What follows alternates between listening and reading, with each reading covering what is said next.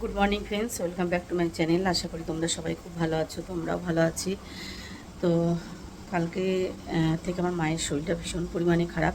তো আমি যখন খবরটা পেয়েছি অনেক রাত্রি, তো প্রায় 9:30-10টা বাজে, আর সেই সময়টায় আর কি যাওয়া সম্ভব ওঠেনি। তো ভাবলাম সকালবেলা এখন একটু রান্নাবান্না করে মায়ের জন্য নিয়ে যাব। তো নিয়ে এসছে। তো এখানে হচ্ছে চাল কুমড়ো একটু ভাজা ভাজা টাইপের করব। আর এখানে নিয়ে এসছে শঙ্কর মাছ। আর এখানে নিয়ে এসছে হচ্ছে শঙ্কর মাছ, কি আর একটা নাম আছে, কী মাছ বলে আমি ঠিক জানি না। আর এখানে নিয়ে এসছে জ্যান্ত কাতলা মাছ। তো কাতলা মাছটাই নিয়ে যাব। কাতলা মাছ দিয়ে ঝিঙে দিয়ে আলু দিয়ে হালকা পাতলা ঝোল করে নিয়ে যাব। আর এটাতে পেঁয়াজ রসুন দিতে হবে, মা তো পেঁয়াজ রসুন খায় না, তো সেই কারণে আর ওটা দেওয়া হবে না, ওটা বাড়ির জন্যই করে দেবো। সেজন্য তাড়াতাড়ি করে সকাল সকাল রান্না করে আর কি মার জন্য নিয়ে যাব। তো সকাল থেকে ফোনটা করছি, ফোনটা ধরছে না, বুঝতেও পারছি না কিছু, ঘুমাচ্ছে না কুইট করছে, কিছু বুঝতে পারছি না, ওই জন্য একটু টেনশান হচ্ছে। তো যাই, রান্নাগুলো তাড়াতাড়ি করে নিয়ে যাই।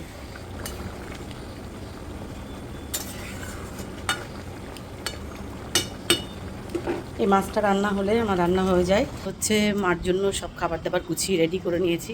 তো কী রান্না করছি আগে চলো, সবই তো তুলে দিয়েছি, কেন আমি অল্প অল্প রেখেছি।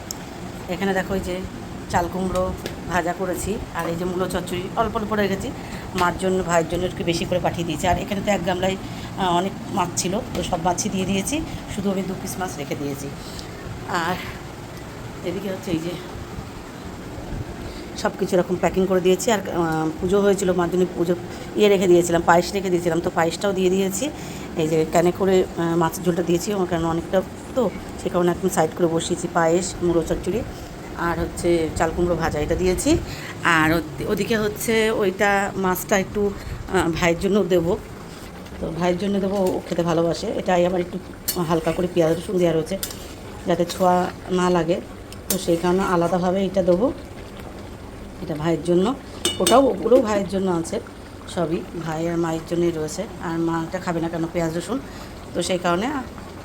তারপরে দেখি কী অবস্থা, সব কাটাকুটি করছি আর মানে রান্না করছি, বাড়ছি। এই চারিদিকে এখন ছড়াছড়ি অবস্থা, সব ওখানে জামা কাপড়, বৃষ্টি এসছে, হট করে জামা কাপড় তুলে ওখানে রেখে দিয়েছি। প্রচুর কাজ আর আছে, কাজে দিদি আসেনি কাজে।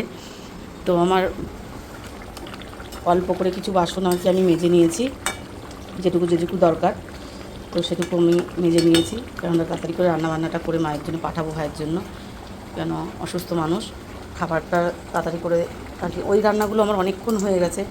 তারপরে ফোন করলাম, জিজ্ঞাসা করলাম যে ভাই খাবে কি না, তা বলছে ভাই খাবে একটু, তো তাহলে একটু দিয়ে দেবো, তাহলে রান্নাটা করে নিই জন্য আর কি, করে একটু ভাইয়ের জন্যও দিয়ে দেবো। আর আমি ছেলে মেয়ে একটু মূলো চচ্চড়ি আর একটু মাছের তেল ছিল, সেই মাছের তেলটা ভেজে আর মূলো চচ্চড়ি দিয়ে ভাত খেয়েছি অল্প কটা এই কটা করে, কেন অনেক বেলা হয়ে গেছে, কারণ রান্নাটা আগে বসিয়েছি, খাওয়া দাওয়া করিনি, ওদেরকেও খেতে দিইনি। আর এখানে আমার তেল ছিটে দেখো, এটা তেল, গরম তেল ছিটে একদম আমার অবস্থা, মুখেও লেগেছে, এখানেও লেগেছে। এই মাছগুলো প্রচণ্ড পরিমাণে ফোটে। আর একটু শুকাবো, এতটা ঝোল রাখবো না, ভালো ভালো সব সিদ্ধ হয়ে গেছে।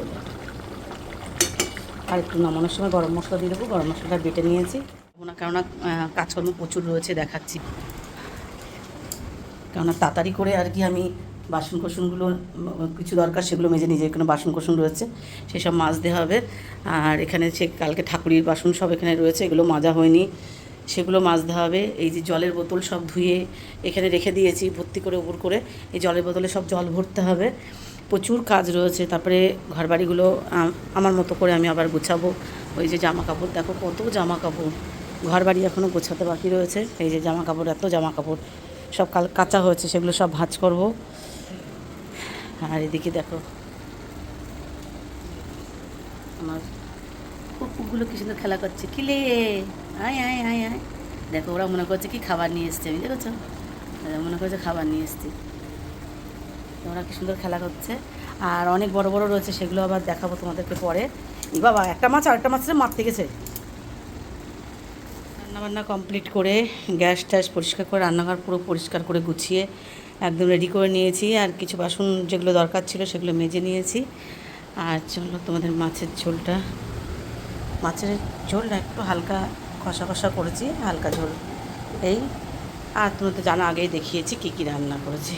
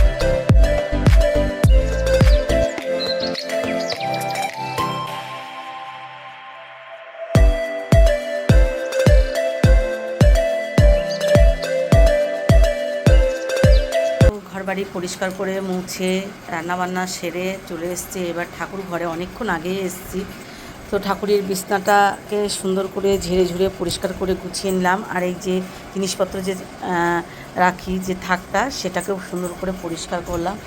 আর তার সাথে সাথে বাবা বিশ্বকর্মাকে কিন্তু এখানে আমি ওনাকে রেখে দিলাম। আর তার সাথে এবার ঠাকুরের বাসনগুলো সব মেজে ঘষে পরিষ্কার করে নিয়ে রেডি করে এইবার হচ্ছে আমি পুজোটা করব। তো এখনও কিছুটা গোছাতে বাকি আছে, ফল টল কাটা একটু গোছানো বাকি আছে, ফল বানানো সরি।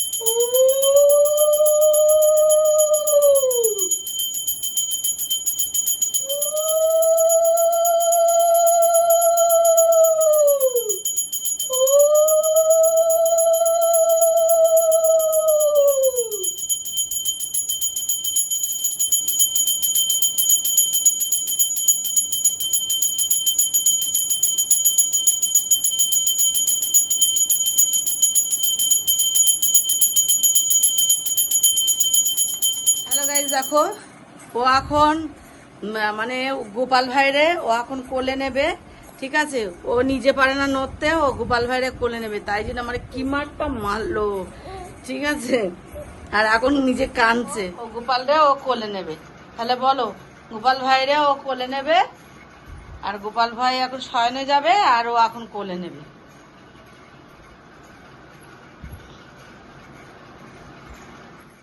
বলে দিয়েছি, সব বলে দিয়েছি, সবার সাথে বলে দিয়েছি। সবাই তোমার দুষ্টু বলবে, দেখো সবাই দুষ্টু বলবে, বাজে বলবে। তোমাদের কেমন লাগলো অবশ্যই কিন্তু কমেন্ট করে জানিও। ভালো লাগলে সবাই একটা লাইক কমেন্ট করো। তো আজকে সারাটা দিন কিভাবে কাটালাম সেটাই তোমাদের সাথে শেয়ার করলাম।